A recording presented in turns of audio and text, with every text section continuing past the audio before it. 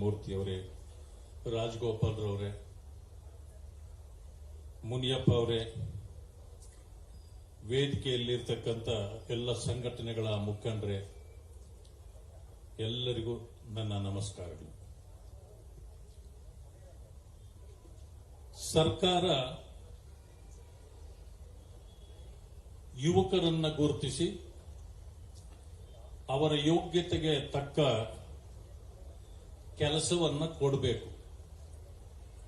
ಅದಕ್ಕಾಗಿಯೇ ಕರ್ನಾಟಕ ಲೋಕಸೇವಾ ಆಯೋಗದ ಮುಖಾಂತರ ಆಗಿಂದಾಗ್ಗೆ ಪರೀಕ್ಷೆಗಳನ್ನು ಕೂಡ ಮಾಡ್ತಾರೆ.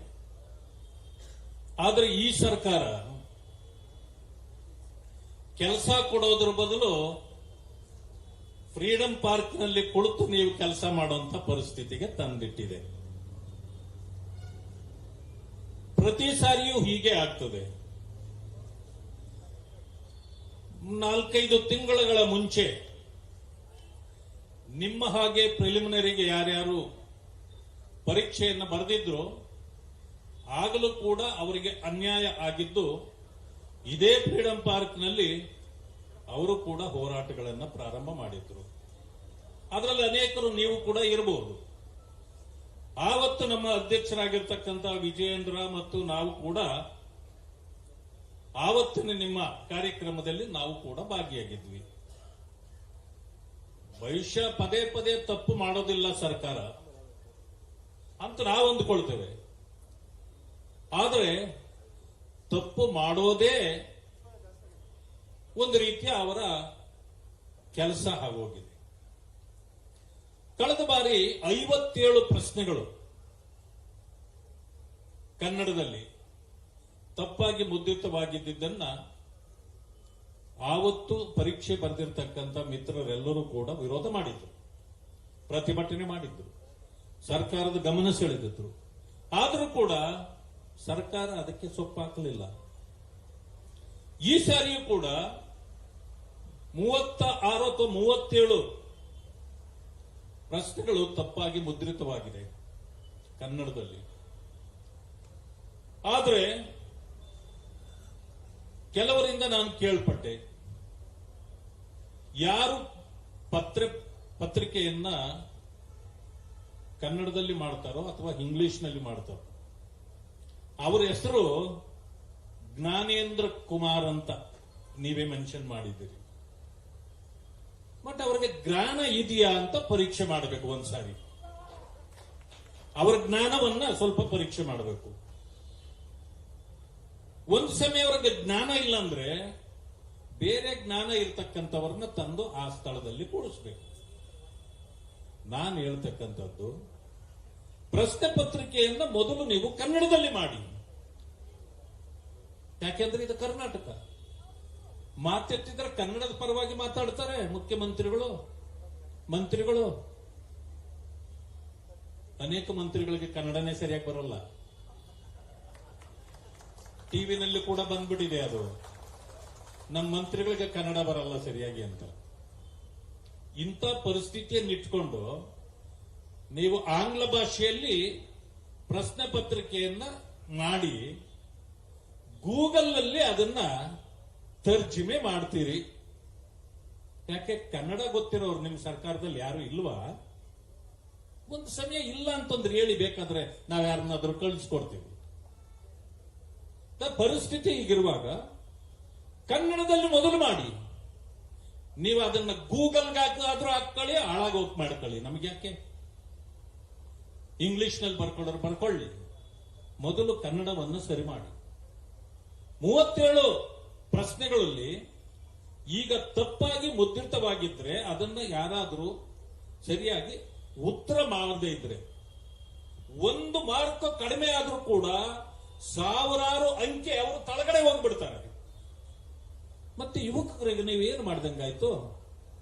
ಈ ಸಾರಿ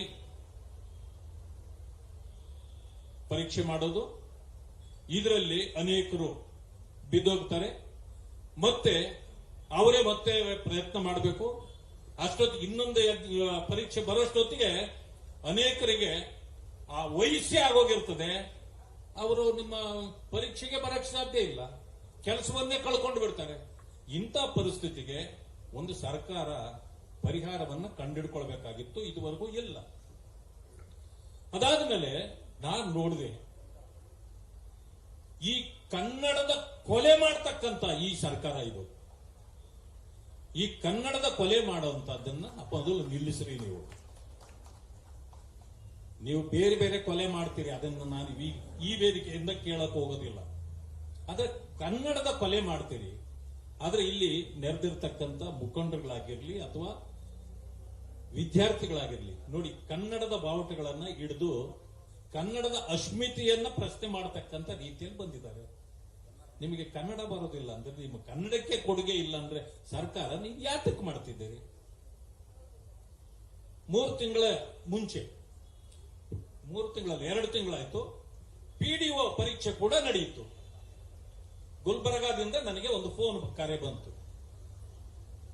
ಅಣ್ಣ, ಇಲ್ಲಿ ಆಕ್ಸ್ಫರ್ಡ್ ಸ್ಕೂಲ್ನಲ್ಲಿ ನಮಗೆ ಪ್ರಶ್ನೆ ಪತ್ರಿಕೆಗಳೇ ಕೊಟ್ಟಿಲ್ಲ, ಈಗಾಗಲೇ 2 ತಾಸು ತಡ ಆಗಿದೆ, 24 ಜನ ಒಂದೊಂದು ರೂಮ್ ನಲ್ಲಿ ಹಾಕಿದ್ದಾರೆ, ನಮಗೆ ಕೇವಲ 12 ಪ್ರಶ್ನೆ ಪತ್ರಿಕೆಗಳನ್ನು ಮಾತ್ರ ಎತ್ಕೊಂಡು ಬಂದಿದ್ದಾರೆ. ಅದಾದ್ಮೇಲೆ ಕೊಡ್ಲಿಕ್ಕಾಗ್ಲಿಲ್ಲ ಅವ್ರಿಗೆ. ಅವ್ರನ್ನೆಲ್ಲ ಊಟಕ್ಕೆ ಕಳಿಸಿದ್ರು. ಊಟ ಅಂತಂದ್ರೆ ಹೊರಗಡೆ ಹೋಗ್ಬೇಡಿ, ಊಟಕ್ಕೆ ನಾವೇ ತರಿಸ್ತೀವಿ, ಇಲ್ಲೇ ಊಟ ಮಾಡಿ, ಇನ್ನೊಂದು 1 ತಾಸಿನಲ್ಲಿ ನಿಮಗೆ ಪತ್ರಿಕೆಗಳನ್ನು ಕೊಡ್ತೀವಿ ಅಂತಂದ್ರು. ಕೊನೆಗೆ ಅದು ಆಗ್ಲೇ ಇಲ್ಲ. ಅವರೆಲ್ಲರೂ ಬೀದಿಗಿಳಿದು ಹೋರಾಟ ಮಾಡಿದ್ರು. ಆದ್ರೂ ಕೂಡ ಈ ಮಂಡು ಸರ್ಕಾರ ಏನ್ ಹೇಳ್ತು ಅಂದ್ರೆ, ಇಲ್ಲ ಸರಿಯಾಗೇ ಬಂದಿದೆ, ಬರುವಾಗ ತಡ ಆಗಿದೆ ಅಂತ. ಆದ್ರೆ ಮಾಡಿದ ಲೋಪಗಳಿಗೆ ಸಮಜಾಯಿಸಿ ಕೊಡೋದನ್ನೇ ಮಾಡುತ್ತದೆ ಹೊರತು ಈ ಸರ್ಕಾರ ತಪ್ಪುಗಳನ್ನು ಸರಿಪಡಿಸೋಣ, ಯಾರು ಅವ್ರಿಗೆ ಅನ್ಯಾಯ ಆಗದೆ ಇರಲಿ, ಆ ಯುವಕರು ಕೆಲಸಕ್ಕೆ ಹೋಗ್ಲಿ ಅಂತಕ್ಕಂಥ ಒಂದು ಇದೇ ಇಲ್ಲ ಇವರಿಗೆ. ಆ ಕಾರಣದಿಂದ ನಾನು ಹೆಚ್ಚು ಸಮಯವನ್ನು ತೆಗೆದುಕೊಳ್ಳಕ್ ಹೋಗುವುದಿಲ್ಲ.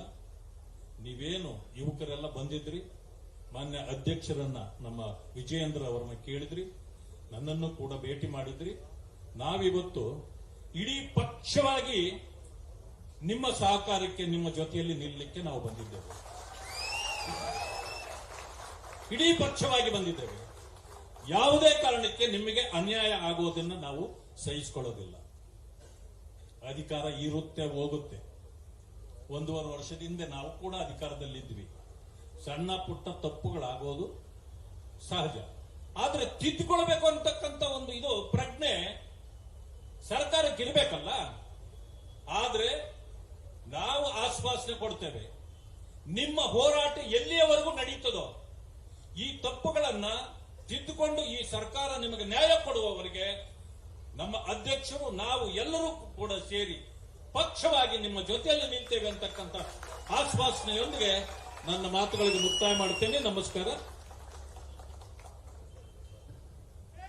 ಮತ್ತು ಕರ್ನಾಟಕ ಭಾರತೀಯ ಜನತಾ ಪಾರ್ಟಿ ಅಧ್ಯಕ್ಷರು, ನಿಮ್ಮ ಯುವ ನಾಯಕರು BY ವಿಜಯೇಂದ್ರನವರಿಗೆ ಈ ವಿಷಯದ ಕುರಿತು ಮಾತಾಡಬೇಕೆಂದು ಕೇಳಿಕೊಳ್ತಾ ಇದ್ದೀನಿ.